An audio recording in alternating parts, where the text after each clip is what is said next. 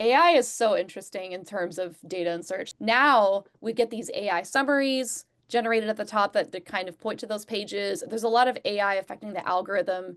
So what's top of mind for me is how do I make sure that AI generated summaries are getting users to where they need to be? Like, Mhm. let's say you search for I'm having trouble, I'm having this error message on Linux, and the AI summary is like mashing together the top three docs based on what the AI detects as useful. Sometimes that lands really well. Like we've been testing this and seeing some really amazing results. Sometimes it doesn't land, sometimes it pulls the wrong info, or even worse, it hallucinates. I mean, we've all seen those stories, right? And so that's something that you have to continually monitor. And so I think that the search experience is going to pivot towards catering to that AI summary rather than catering to individual docs. And that's going to reshape how the docs are written as well. Like we might That's see true. shorter, more focused articles that Yeah. the AI can scan or read. It might use Mm-hmm. different language, different terms. Welcome to the Knowledge Base Ninjas podcast, where Gauri Ramkumar of Document 360 finds the best SaaS self-service knowledge bases in the world and then interviews their creators. Let's get started with today's episode. Good day, everyone. Welcome to the Knowledge Base Ninjas podcast series. We've got Renee Carignan, Manager Technical Writer at Pendo, joining us today. Hi, Renee. How are you doing today?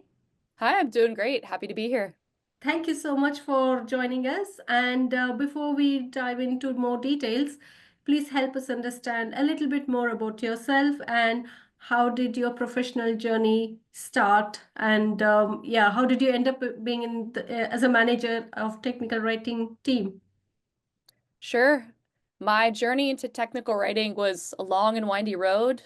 Um, Long time ago when I was in college, I decided to major in English because I loved sci-fi fantasy books. I loved words, immersing myself in those worlds and the word storytelling that you can do with words.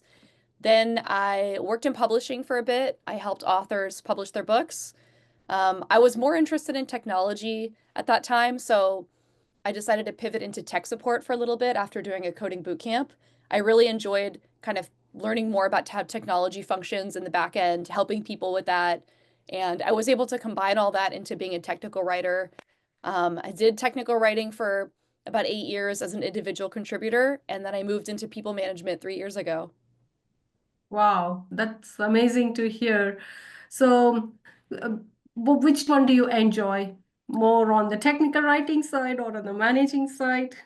That's a great question. I think they both come with unique points of fulfillment and challenges, if that makes sense. So in my current role, I'm 70% manager, 30% individual contributor. So I still do get into the writing and editing, Mm-hmm. and I enjoy both. And it's nice to kind of have that diversity in my workday where I use my brain in different ways. Yeah, very true. Nice. I mean, you're the best person to ask this question. Like, what are the key metrics technical writers should focus when evaluating how effective their documentation is? Oh gosh, I could talk about this for hours. And this is actually a topic I've given a talk at. I read the docs. I would say key metrics, always be paying attention to the fluctuations in the amount of page views that your docs are getting, like both the homepage, the landing page, and your individual docs. If you see any unusual spikes or anomalies, that can sometimes give you valuable info into what should change. Mhm. Search data is very important. So as of now, search is still the number one action that users take when they land on any website, and that's including docs. And so I always pay attention to what are the top search terms? How often are users clicking through? Like, are they seeing the search term and then jumping to something? And searches with no results. What are the things that people are searching for and they're not finding anything? Mm-hmm. Um, Outside of that, if you have like an NPS system, the upvotes, downvotes, and any comments that come through with that is really important to me. I have some data metrics that I look at on the back end to kind of measure how my team is doing. Like, are they um, are they maintaining the health of the docs? And yeah, there's a ton of other metrics you could measure based on what platform you're using, but I would say those are my high level metrics. All right. So the analytics is mostly your go-to place to see how effective your documentation is being consumed and performing. Yeah, it's analytics. It's also customer feedback if you can get customer feedback. But as you know, people often don't leave feedback unless they're either very happy or very upset. So it can be Yeah. difficult to gauge. Yeah, very true. Very truly said. Yeah. I mean, when they are happy, never get anything. Only when something is not right, you get tons of feedback, which is good anyway. Yeah. Great. Hmm. Now, so how do you differentiate between the quantitative and qualitative metrics in documentation then? Ooh, okay. Differentiating. So in my career, there are a lot of times where I've started to track a metric and then found that it's not useful or it's too much noise, or if you actually look at how the metric is calculated in the back end, there's something about it dilutes the accuracy of the data so much that it's not usable. So differentiating between them, I mean, to me, qualitative metrics is when users are using their voice to say something. So when Mhm. you read that, let's say that you have a scale of 1 to 10 in terms of your NPS, and someone says, they give your doc a 7 out of 10. You're like, what does that mean? Like 7 can mean so many different things to different people. Yeah. But if they add a comment, if they say like, I couldn't figure out how to implement the solution, or I'm using Linux and this didn't work for me, can you add instructions for Linux? Like that actually gives you something that's useful and actionable. So when it comes to maintaining a metrics practice, I look for what actually prompts us as the docs team to make improvements for the user. Yeah, true. As you rightly said, too much of data is also sometimes not very useful. You feel like overwhelming, right? Like, what do I do with this data? Collecting the right amount of data with the right information is what is needed to do improvements.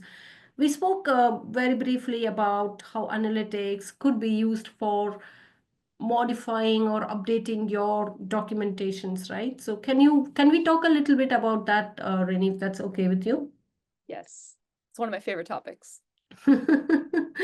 So what kind of changes do you make in your documentation based on the data or analytical information that you get? Yes. So for the page views where we see spikes and dips in people viewing certain pages, that the typical story I see there is you have maybe like a release of a new feature and you'll see a spike in page views of that feature article. That's information that I can give to marketing about if they had a marketing campaign around that feature. We can look at the full journey of like, did users see it in a marketing email? Did they click through the doc? How did they get there to that doc? So that's for page views. I would say it's less about taking action and more about just monitoring the health of docs. Sometimes you see like a spike in views of a troubleshooting doc. That's really concerning. And that's something where you want to bring in support. So for Mhm. me, it's about bringing in those teams to take a look and see if that impacts their work at all.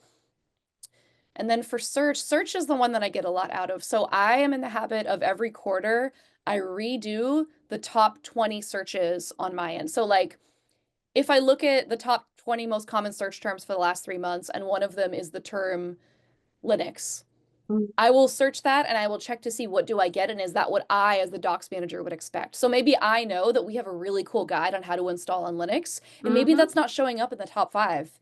That's Yeah. really concerning. That's not a good experience even if we're seeing a high click-through rate. So I'll go through and fix that so that the right documentation appears in the right order in search. And so that, along with kind of the NPS customer service, I like to reply to people's NPS, say, hey, I saw you said this about our docs. Like, what can we do to help you? I like to bring in maybe their CSM, maybe their support manager, just anything that we can do to get the users to a better experience with the product is a win for us. Great. I mean, it's a lovely insight on how you do your own search slash research on the result that comes from your own documentation to improvise. Super. Now, because you've been in this space for a long time, what are the biggest challenges you faced in implementing a data-driven approach to documentation?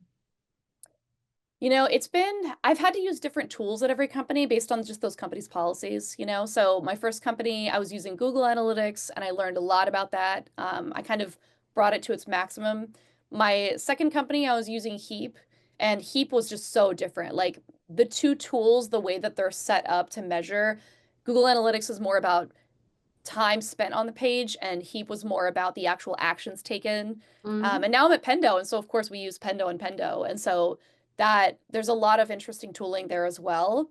And so I would say if you're jumping into trying to have a metrics driven practice, looking around at the tools available, maybe your company has one that's already allowed for marketing that you can use. Maybe you have budget for something, and then learning as much as you can with that tool. All right. So choosing the right tools is the best, one of the suggestions that you're uh, s- making here. Yeah, there's a whole landscape out there, and honestly, it's changing all the time too. And so Mm-hmm. researching, finding the right tool, maybe something that is across your marketing website and your docs and something else, and then just looking at the data. All right, great. Now I need to talk about this topic to you. How do you think AI and automation will impact the way we collect and analyze the documentation metrics? AI is so interesting in terms of data and search. So, right, what we're all used to, or what the previous experience was like, is when you go to search on any website, you type in your term, and then you get a list of results, and it's just web pages, right? Now we get these AI summaries generated at the top that kind of point to those pages. There's a lot of AI affecting the algorithm. So what's top of mind for me is how do I make sure that AI generated summaries are getting users to where they need to be? Like, Mm-hmm. let's say you search for I'm having trouble, I'm having this error message on Linux. I'm just going to continue using Linux as an example. And the AI summary is like mashing together the top three docs based on what the AI detects as useful. Sometimes that lands really well. Like we've been testing this and seeing some really amazing results. Sometimes it doesn't land. Sometimes it pulls the wrong info, or even worse, it hallucinates. I mean, we've all seen those stories, right? And so that's something that you have to continually monitor. And so I think that the search experience is going to pivot towards catering to that AI summary rather than catering to individual docs. And that's going to reshape how the docs are written as well. Like we might That's see true. shorter, more focused articles that Yeah. the AI can scan or read. It might use Mm-hmm. different language, different terms. And so that's kind of all I know so far. It's an exciting landscape. It's a beautiful era we are in right now, right? Mhm. It really Yeah. is.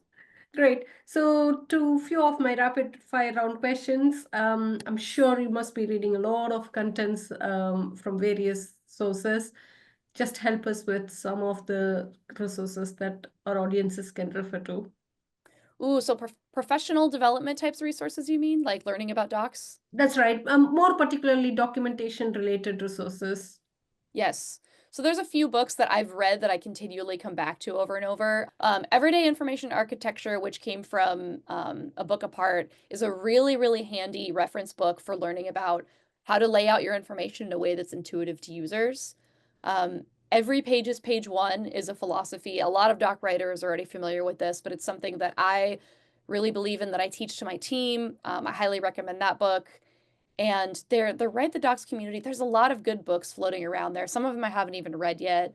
But there's one, I think it's Docs for Developers is also a really well-crafted one. Mhm. It's the one that came from the Splunk team. There's a lot of valuable wisdom in there as well. And I read a lot of management, leadership, communication books, and so I have a lot of recommendations there as well. Thank you. That's a lot, actually. Thank you. Now, what is that one word that comes to your mind instantly when we say documentation? Ooh, documentation, useful. That's what I want it to be, right? Is I want users to say like, "Oh, I found the documentation useful." So that's my keyword. Useful, right? Now, my last question to you for today is, what is that one piece of documentation related advice you would give to your 20-year-old self? My 20-year-old self, oh gosh, I wasn't even in docs yet. So it's easy to look back at your younger self and see mistakes you made.